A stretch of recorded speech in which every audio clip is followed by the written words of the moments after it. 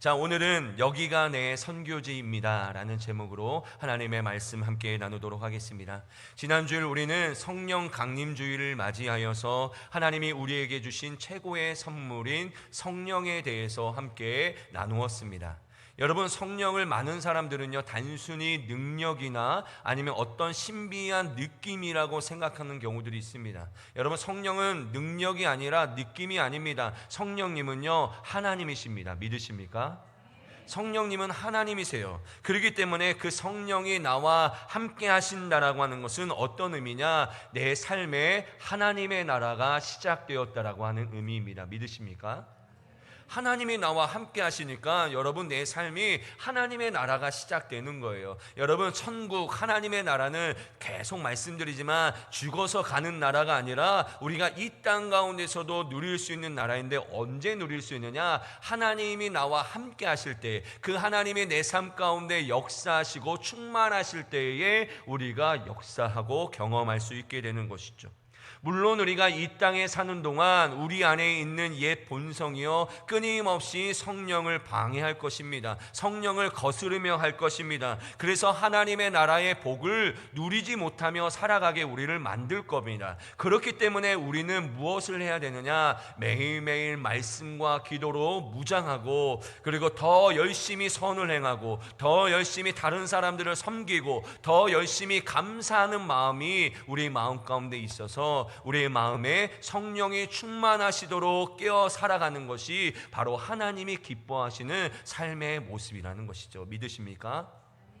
하나님이 바로 이걸 기뻐하시는 거예요. 내 안에 성령께서 충만하시도록 날마다 노력하며 살아가는 삶. 왜 나는 예수님 믿는데 왜 나는 기쁘지 않을까, 행복하지 않을까? 여러분 안에 있는 성령이 충만하지 않기 때문에 그래요. 여기 계신 모든 분이 예수님을 믿고 다 마음속에 성령님이 계십니다. 그러나 그 성령이 너무 작게 역사하냐 아니면 내 마음에 충만하냐에 따라서 내 삶이 비록 어렵고 힘들고 치열하고 고단한 삶을 살아갈 라도 기쁠 수 있고 행복할 수 있고 충만할 수 있는 이유가 바로 거기에 있는 것이죠. 그러므로 날마다 성령 충만한 삶을 살아가는 여러분들이 되시기를 주님의 이름으로 축복합니다.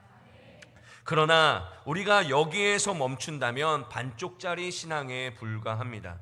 하나님은요, 이 천국의 기쁨을 우리끼리만 누리려고 하는 것이 아니라 우리가 살아가고 있는 모든 삶의 자리에서 모든 사람들이 함께 누리며 살아가기를 원하십니다. 믿으십니까? 다시 말씀드려요. 하나님은요, 우리끼리 천국의 삶을 누리며 살아가는 것이 아니라 우리가 살아가고 있는 모든 삶의 자리에서 모든 사람들이 다 하나님의 샬롬을 누리며 살아가기를 원하고 계십니다. 이것을 신학적인 용어로 뭐라고 하냐면 선교적인 삶이라고 불러요. 선교적인 삶이라고 부릅니다.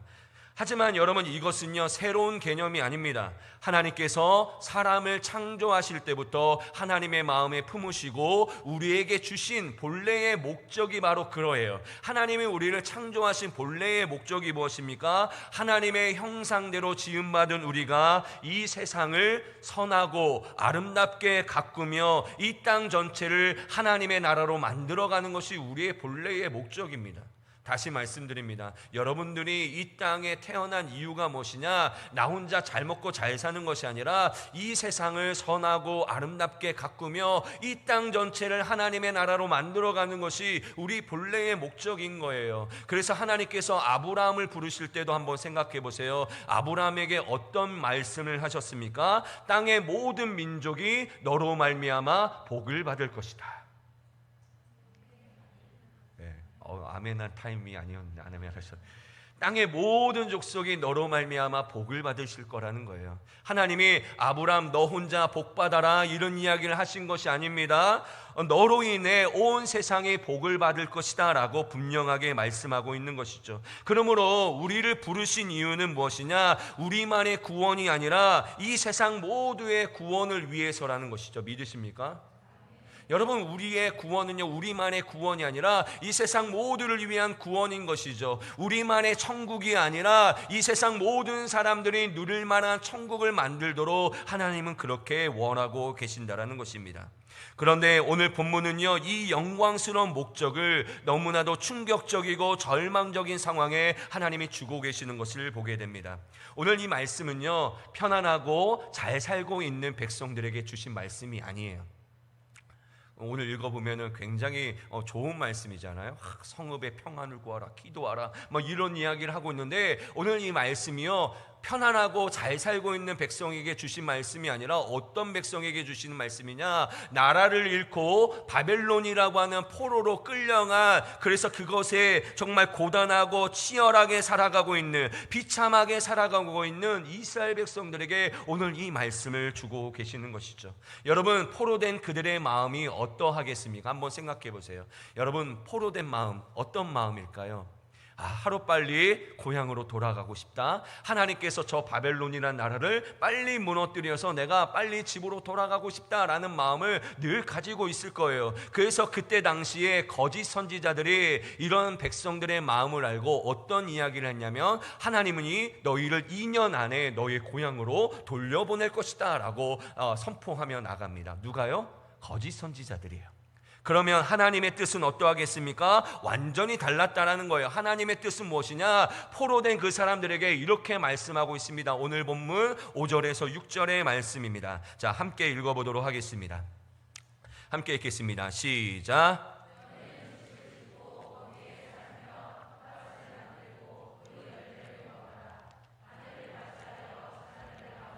너희의 아들이 아내를 맞이하며 너희 딸이 남편을 맞아 그들로 자녀를 낳게 하여 너희가 거기에서 번성하고 줄어들지 아니하게 하라. 아멘.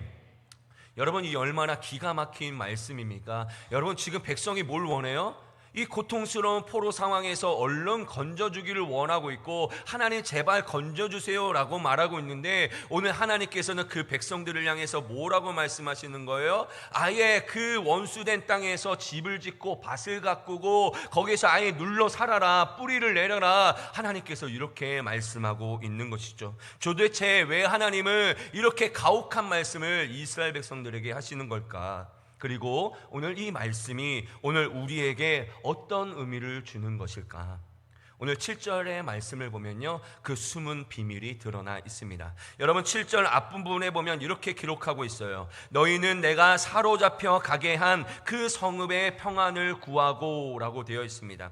여러분, 우리가 여기서 주목해야 될 것이 뭐냐면, 내가 사로잡혀 가게 한이라고 하는 것이죠. 내가 라고 하는 이 말을 우리는 주목해야 됩니다. 여러분, 그 당시 고대 세계에서는 한 나라가 다른 나라와 전쟁을 할 때에 패배하게 되는 것을 어떤 의미로 생각하느냐, 그 나라의 신도 같이 패배했다라고 여겨지게 됩니다.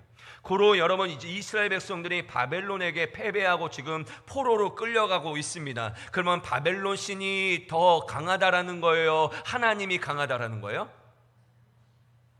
네? 제가 어려운 질문을 했습니까? 다시요. 한 나라가 패배하게 되면요, 그건 그 백성들만의 패배가 아니라 그들의 신들도 패배한다는 생각을 고대 근동의 세계에서는 가지고 있었습니다. 그래서 지금 이스라엘이요, 바벨론에 패배해서 지금 포로로 끌려간 상황이에요. 그렇다면 바벨론 신이 강하다는 거예요? 하나님이 강하다는 거예요? 바벨론 신이 강하다라는 것이죠. 그게 당연한 것입니다. 하지만 하나님은요, 오늘 말씀을 통해 그 관점을요 완전히 거부하고 있습니다. 이스라엘 백성들이 포로가 된 것은 바벨론이 강해서가 아니에요. 내가 약해서도 아닙니다. 하나님께서 오늘 사로잡혀 가게 한이라고 하면서 그 앞에 뭐라고 얘기하고 있습니까? 내가 라고 말하고 있습니다. 즉 이스라엘 백성들이 포로로 끌려간 게 바벨론이 강해서예요? 하나님이 그들을 보내신 거예요? 하나님이 그들을 보내셨다라는 것입니다. 그러면 이런 의미 드는 거예요. 왜 하나님은 자기의 백성들을 포로로 끌려가게 하실까? 그런데 우리가 너무나도 잘 알고 있는 것처럼 그 이유가 무엇입니까? 이스라엘 백성들이 하나님을 버리고 우상을 숭배했기 때문이에요.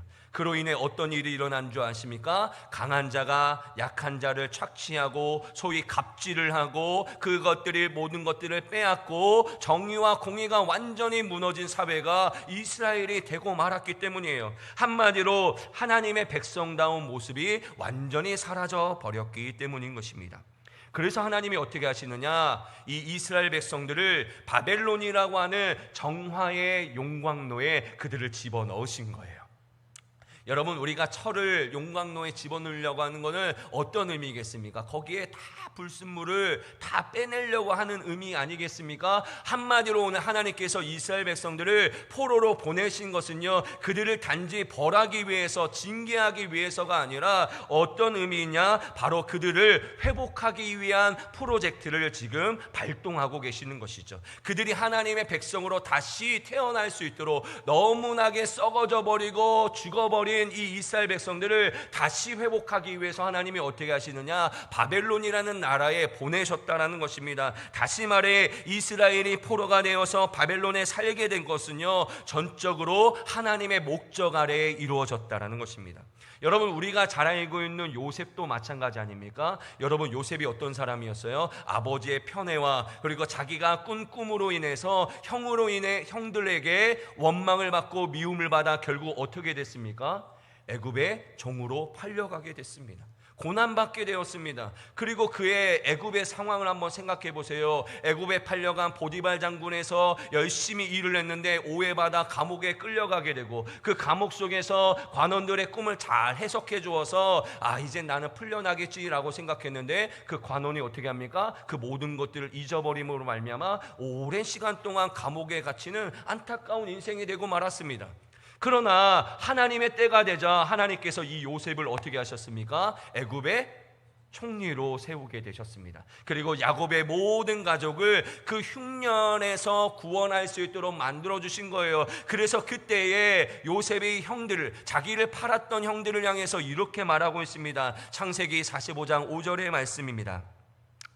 자, 함께 읽겠습니다. 시작. 당신들이 나를 이곳에 팔았다고 해서 근심하지 마소서. 하나님이 생명을 구원하시려고 나를 당신들보다 먼저 보내셨나이다. 아멘. 오늘 요셉이 이렇게 고백해요. 자기를 팔았던 형들을 향해서 내가 애굽으로 온 것은 무엇이다? 하나님이 나를 어떻게 했다? 하나님이 나를 어떻게 했다? 보내셨다라고 말하고 있는 거예요. 하나님이 나를 보내신 거예요. 원래 그들을 팔았던 사람은 누구입니까? 형들인데, 그런데 요셉이 자신의 모든 생애를 돌이켜 보니까 하나님이 우리 가족들을 구원하기 위해서 나를 먼저 이곳으로 보내셨구나라고 고백하고 있는 것입니다. 그렇다면 여러분, 우리는 어떻냐라는 거예요. 우리가 이 거제 땅에 뿌리를 내리고 살고 있는 거, 여러분, 이 상동 지역에 우리가 직장을 다니고 이웃을 만나고 참 좋은 교회 성도가 된 거, 여러분, 이게 우연이겠습니까? 이게 우연이겠습니까? 아니에요. 이건 우연이 아닙니다. 여러분, 우리가 하나님의 주권을 믿는다면 답은 딱 하나예요. 그건 무엇이냐? 하나님이 나를 이곳으로 보내셨다라는 거예요. 믿으십니까? 하나님이 나를 이곳으로 보내신 거예요. 다른 말로 말하면 하나님이 나를 이곳에 파송하신 거예요. 여러분, 우리는 해외에 계신 선교사님들만 파송받았다라고 생각하지만, 여러분, 거제에 살고 있는 우리는요, 하나님이 이곳에 보냄을 받은 우리는 선교사라는 것이죠. 파송받은 선교사라는 거예요. 자, 우리 자신을 향해서 이렇게 한번 얘기하겠습니다. 나는 하나님께 파송받은 선교사입니다. 나는 하나님께 파송받은 선교사입니다. 믿으십니까? 여러분이 이 거제에 있는 거, 이 거제 땅에 하나님이 파송한 거예요.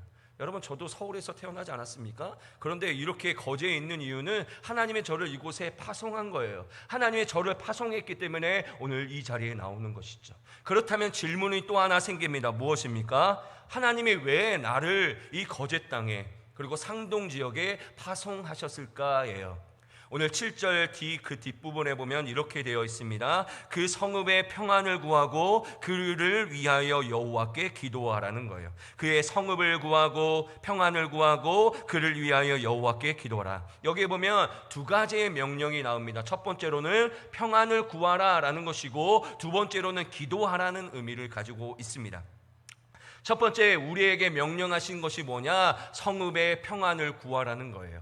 하나님이 우리를 거제 땅에 보내신 이유는 그 성읍의 평안을 구하기 위해서 우리를 선교사로 보내신 것입니다. 그런데 여기에서 구하다라고 하는 이 단어는요, 히브리어로 다라시라는 단어를 쓰고 있는데 단순히 기도하다라는 의미를 가진 것이 아닙니다. 이 단어의 뜻은 무엇이냐면 어떤 의미냐? 자주 드나들다, 발로 밟다라는 의미를 가지고 있습니다. 자주 드나들다, 발로 밟다라는 거예요. 여러분, 우리가 숲속이나 산길을 걸어가게 될 때에 길이 아닌 곳에 사람들이 자꾸 걸어다니면 어떤 일이 일어나게 됩니까?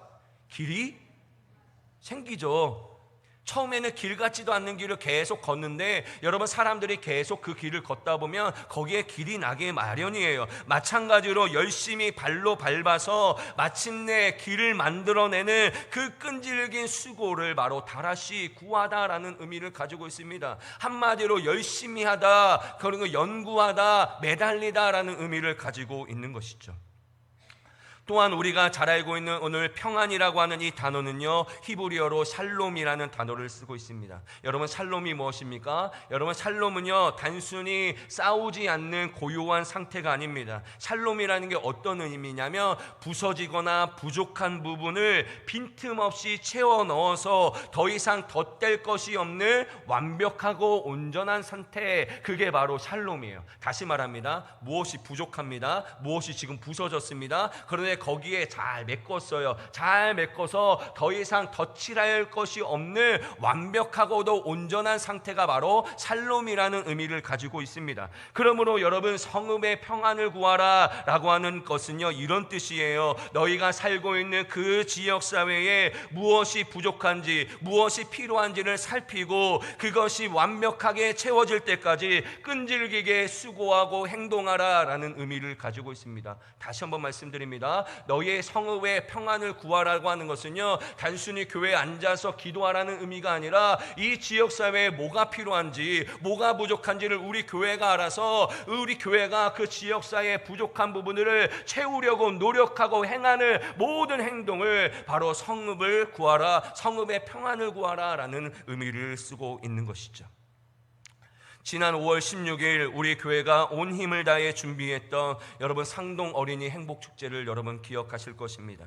아이들이 마음껏 뛰어놀 수 없는 이런 환경 가운데, 부족한 이 지역 가운데 단 하루만이라도 즐겁게 놀고 먹고 웃을 수 있는 자리를 만드는 거, 여러분, 그것이 바로 아이들에게 평안을 구하는 거예요. 마땅히 놀 것이 없는 이 땅에 아이들을 우리 교회에 초대해서, 우리 교회 앞마당에 초대해서 먹을 것도 주고 게임도 하고 즐거운 마술 게임도 하고 하면서 아이들을 즐겁게 하는 거, 여러분, 이것이 바로 우리 교회가 우리 지역사회의 부족한 부분들을 채워가는 것입니다. 여러분, 매주 화요일마다 여러분 우리 교육관 아래에 보면요, 아이들이 아주 바글바글합니다. 중고등부 아이들이. 왜냐하면 여러분, 컵라면을 우리 교회가 봉사하고 있습니다. 그걸 먹으려고 애들이 막 뛰어와요. 남자애들이 정말로 우글우글 거립니다. 여자애들이 없어요.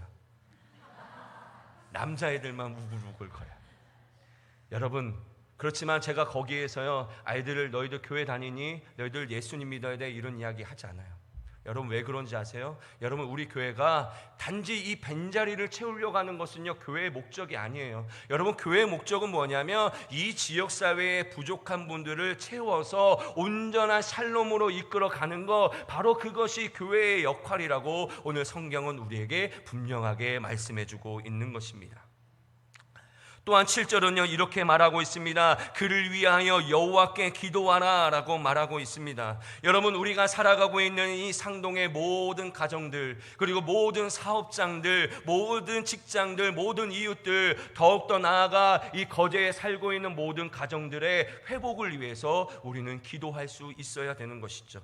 그런데 여기에 중요한 점이 있어요. 그건 뭐냐? 그 지역사회가 우리 교회를 좋아하고 우호적일 때만 기도하라는 그런 조건이 없습니다. 설령 여러분 지역사회가 우리 교회를 욕해요. 이 지역사회가 우리를 손가락질해요. 그래도 우리는 뭘 해야 되냐? 그들을 품고 기도할 수 있어야 된다는 것이죠. 왜냐하면 그것이 우리 그리스도인들이 세상을 이기는 방법이기 때문입니다. 믿으십니까? 여러분, 우리 교회가요, 세상을 이기는 방법이 뭐예요 도대체? 뭐 돈이 많으면 세상을 이깁니까? 여러분, 권력이 많으면 세상을 이겨요? 그렇지 않아요. 여러분, 우리 교회가 세상을 이기는 방법이 바로 이거예요. 세상은 힘으로, 폭력으로, 그리고 전략으로 상대를 굴복시키려고 하지만 여러분, 하나님의 백성은 그렇지 않아요. 우리는 저주 대신에 축복으로, 분노 대신에 기도로 우리가 이 지역사회를 섬겨야 되는 것이죠. 비록 지역사회가 우리를 미워할지라도, 손가락질할지라도 우리는 이 지역사회를 위해서 날마다 애쓰며 기도할 수 있어야 된다는 것이죠. 왜 그래야 되냐면 여러분, 우리가 믿는 하나님이 어떤 하나님이십니까? 이 땅에 유일하게 참된 샬롬을 만들 수 있는 유일하신 분이에요. 믿으십니까? 여러분이요, 그분의 백성들이에요. 여러분들이 그분의 자녀들이에요. 그러면 이 땅에 샬롬이 이루어지기 위해서는 누가 기도해야겠습니까? 누가 기도해야 돼요? 우리가 기도해야 돼요. 우리가 기도해야 이 땅 가운데 진정한 샬롬이 이루어질 수 있게 되는 것이죠. 그러면 아마 이런 질문을 또 하시는 분들이 있을 거예요. 아니, 왜 우리가 그렇게까지 해야 됩니까? 왜 우리가 교회가 그런 일까지 해야 됩니까? 라고 생각할 수도 있습니다. 7절의 마지막 부분이 그 답을 줍니다. 우리 7절 마지막 부분에 보면 이는 그 성읍이 평안함으로 너희도 평안할 것임이라 라고 말하고 있습니다. 다시 말씀드립니다. 그 성읍이 평안함으로 어떻게 돼요? 너희도 평안할 것이다 라고 말하고 있는 것이죠. 여러분, 오늘 이 말씀 앞에서 우리는요, 솔직히 회개해야 됩니다. 여러분, 그동안 우리 교회는 어떻습니까? 지역사회가 어떻게 되든 말든 항상 우리 교회만 부흥되고 우리 교회만 잘되고 우리 교회만 사람이 많으면 좋다라는 생각을 가지고 살아왔습니다. 그러나 하나님의 말씀은 완전히 달라요. 뭐냐? 교회와 세상은 한 운명으로 묶여져 있다는 거예요. 믿으십니까? 다시, 자, 오늘 성경에 보니까 이는 성읍의 평안함으로 너희도 평안할 것이다. 이게 무슨 말이에요?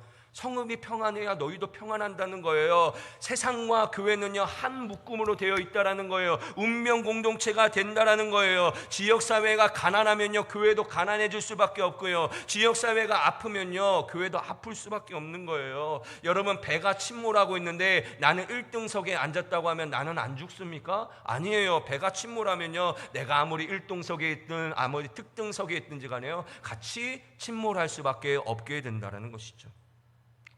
사도행전 27장 사도 바울을 한번 생각해 봅시다. 여러분, 사도 바울이요, 제수의 신분으로 지금 로마로 가는 배를 타고 있어요.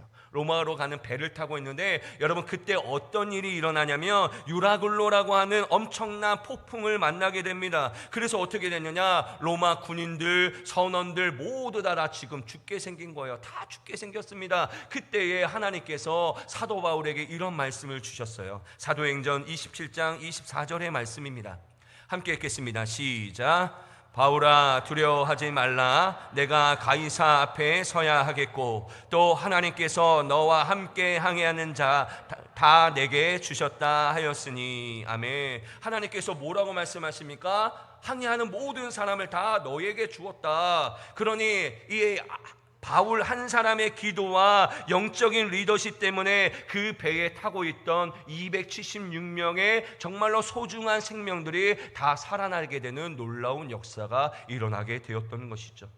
여러분, 이렇듯 세상이라고 하는 배가 침몰할 때에 그 배를 살려낼 수 있는 유일한 소망이 어디에 있다는 거예요? 바로 우리 교회가 되어야 한다는 거예요. 그 소망이 바로 우리 교회가 되어야 한다는 것이죠. 믿으십니까?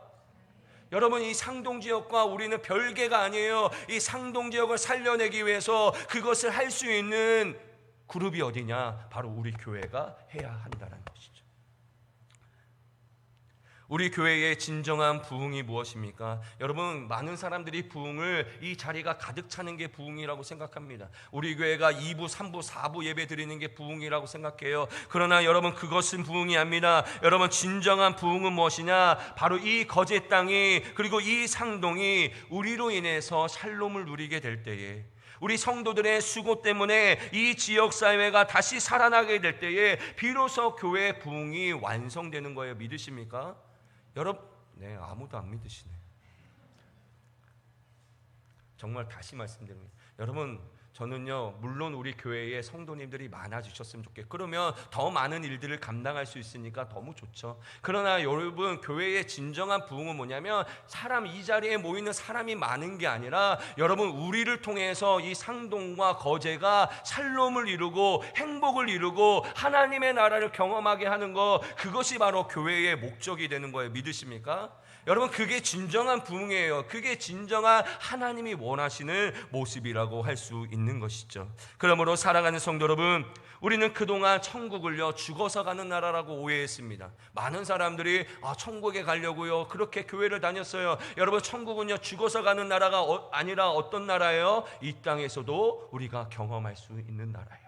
우리가 살고 있는 이곳을 하나님의 나라로 만들어가는 것이 우리의 축복이에요. 그동안에 우리 교인들은 어떻습니까? 천국을 마치 우리끼리만 누릴 수 있는 특권이라고 생각했습니다. 그러나 하나님은 분명하게 말하고 있어요. 너희뿐만 아니라 너희가 살고 있는 그 지역이 하나님의 나라가 되는 것이 바로 너희가 할 일이라고 분명하게 말하고 있는 것이죠. 그리고 우리는 어떻습니까? 이 거제 땅에 파송받은 선교사라는 것이죠. 다시 말하겠습니다. 나는 하나님께 파송받은 선교사입니다. 여러분, 우리가 이 의식을 잊어버리면요, 여러분, 우리는요, 복음을 오해하고 있는 거예요. 여러분, 우리는 반쪽짜리 그리스도인이에요. 여러분, 이거 잊고 살면요, 우리는 더 이상 하나님과 함께하는 사람들이 아니에요. 하나님의 비전은요, 우리를 통해 이 세상 모든 사람들이 하나님의 나라를 살아가는 것이 하나님의 꿈인데, 여러분, 우리는 매일 우리끼리 모여갖고 예배드리고 행복하다 그러고 집에 가고 세상에 나가서는 자기 마음대로 살고 그렇게 살아가는 게 아니라, 우리가 이곳에서 예배를 드리는 이유는 뭐냐? 이곳에서 받은 하나님의 말씀을 가지고 세상에 나아가서 어떻게 합니까? 그 하나님의 말씀대로 사랑을 베풀고 섬기고 그리고 그렇게 살라라고 하나님이 이 예배를 우리에게 드리게 하신 거예요.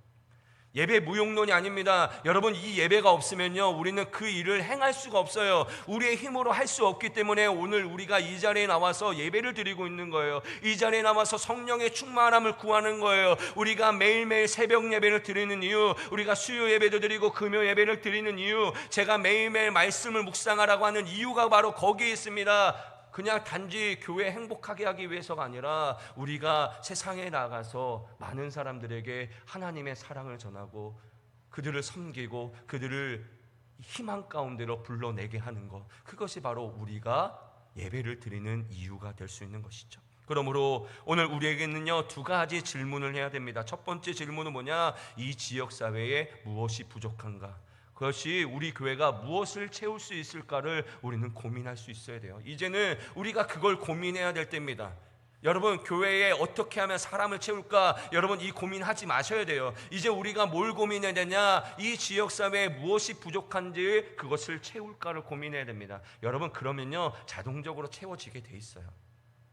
화요일날 전도한다고 말씀드렸더니, 저는 오늘 뜻하지도 않게 아이들이 우글우글 새로운 애들이 막 저기 떼거지로 몰려와서 저기 앉아 있더라고요. 오늘 제가 우리 교회에 청소년부 예배를 드리면서 가장 많은 애들이 예배를 드렸습니다. 그 전도한 거 아니에요. 뭐 친구가 전도했겠죠. 물론 여러분, 그 친구가 거기에서 라면을 먹고 간 것은 아닙니다. 그러나 제가 드리고 싶은 말씀은 뭐냐면, 우리가 그냥 사람들을 진심으로 사랑하고 섬기면요, 여러분, 교회의 부흥은 자동적으로 되는 거예요. 여러분, 세상 사람들은요, 우리가 어떤 마음으로 섬기는지 너무나도 잘 알고 있습니다.